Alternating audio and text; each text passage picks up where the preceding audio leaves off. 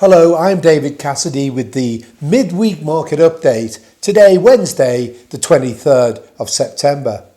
The end of our summer unfortunately coincided with a sharp fall in global equity markets. However, just because autumn is now upon us doesn't mean equities aren't attractive or that we are due another period of weakness, as we don't believe that this week's declines are the start of a deeper equity market correction or a return to those dark days in February and March this year.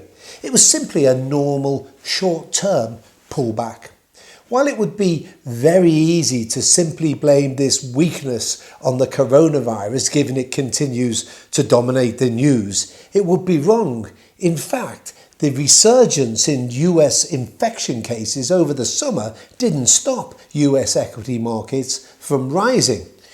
We can't deny that the coronavirus is a bugbear or argue that new Corona's lockdown restrictions are positive, as additional restrictions are obviously unhelpful as they are likely to reduce consumer spending.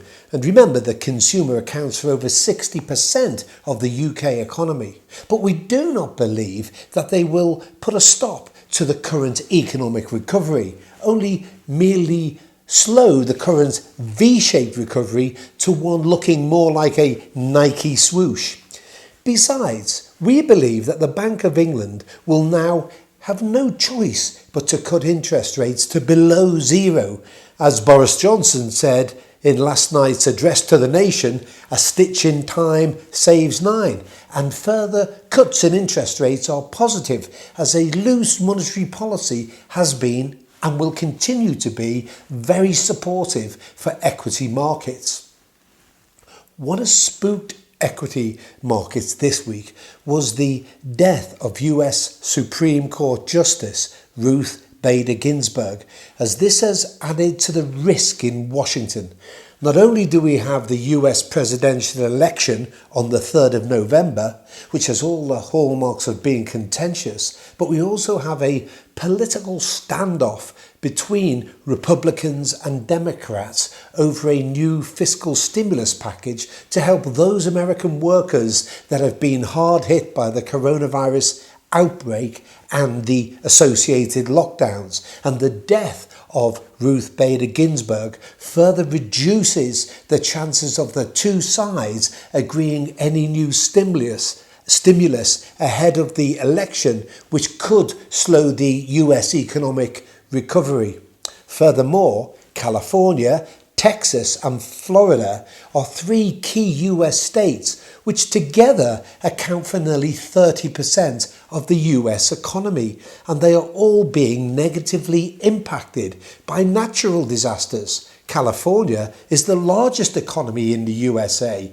Its economy is actually bigger than that of the UK, and it is struggling to contain dozens of wildfires, while Texas and Florida, the second and fourth largest GDP contributors in the USA, are in the midst of an unusually intense hurricane season with an unprecedented number of cyclones, which could also slow the US economic recovery. Although we appreciate that this equity market weakness is unnerving, we don't believe long-term investors need to be overly worried. As we've previously warned, the path for equity markets is never smooth. That is why My Wealth takes a long-term approach to investing, as evidence shows that this leads to better performance, as time in the market is more important than trying to time the market. Therefore, it's very important to maintain a long-term perspective and resist the urge for any knee-jerk reactions. There will always be periods of market uncertainty and volatility, and this current period, which could last until the results of the US presidential election are known, is no different.